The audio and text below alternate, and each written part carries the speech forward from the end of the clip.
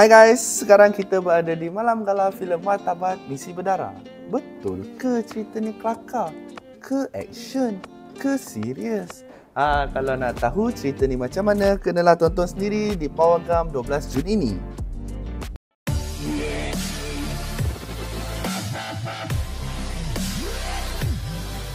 Tiga perkataan why we need to watch this movie. It's funny. It's funny. Habis already lah. Yes. Yeah, tepuk! Lain daripada lain. Cerita ni berkisahkan belakang takbir untuk ada artis, untuk siapa yang nak berlibat dalam industri.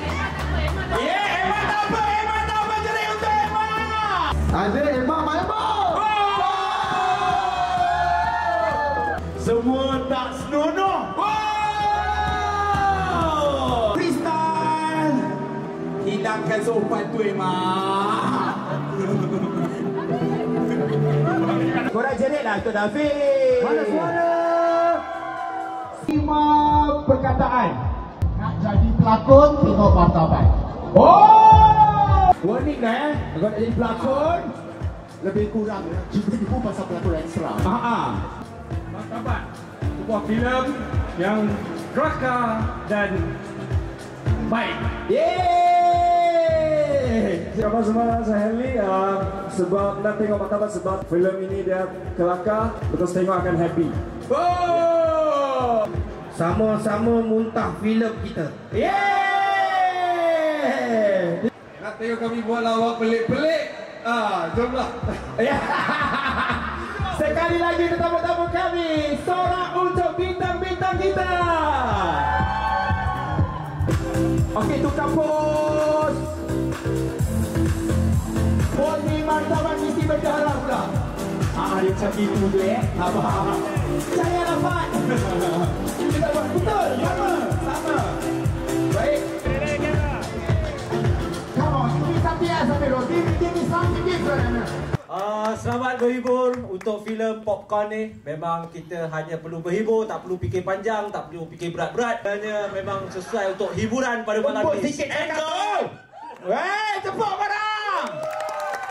So this movie is about us, how we work. Kita nak share pada ramai orang susah payah kita dekat set macam mana. It's a popcorn movie, santai, enjoy. Dia tak ada berat-berat pun. Kita semua ni adalah pelakon utama dalam hidup kita. Kadang-kadang kita lupa yang kita sebenarnya hanyalah ekstra dalam hidup orang lain. Semua orang penting. Pelakon utama, supporting, extra, semua penting. Kalau tak ada semua ni, takkan jadilah sebuah filem. Ini adalah sebuah filem yang kita mula discuss di kedai mamak. I cakap dengan Adrian, jom kita buat satu filem, kita parodikan filem-filem yang kita orang pernah berlakon. Malbat, ada hantu, ada assistant. Since dah there, kita cari script writer. So saya bersama dengan diorang, kita tulis skrip ni lah. Nak cuba explore pelbagai genre lagi. Tetapi untuk permulaan ni saya berani dan yakin kerana saya ada Adrian Teh di sebelah saya. Selepas saya tengok Fad, dia kata jadi komedian ni memang susah, nak bawa orang gelak memang susah.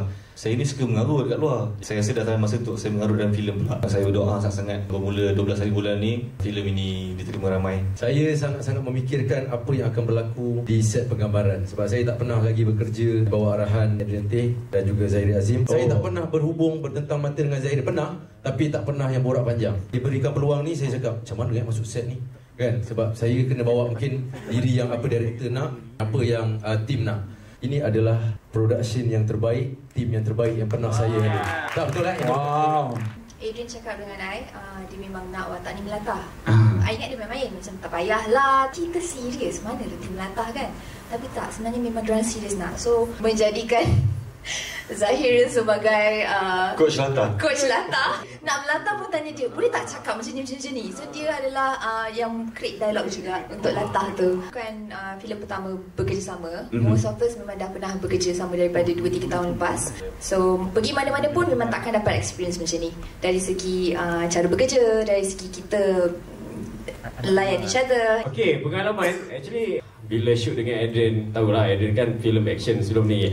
Aku tak kalah, aku tak lekeh lah. Faham? Aku tak lemah, aku nak tunjuk depan Adrian. Takkan tak? Adrian tanya, nak pakai tilam tak? Tak payah. Cakap tak payah. Without tatami bed tu, I buat sendiri. I flip. So, one take, benda tu jadi. Dan bila jadi, Simon datang, bro, cantik ah, lawa, kau flip cantik ah. Aku dengan bangga macam ni. Bangun. Boleh next action movie lah. Tapi jangan lupa jangan lupa yang flip you ya. You kuat.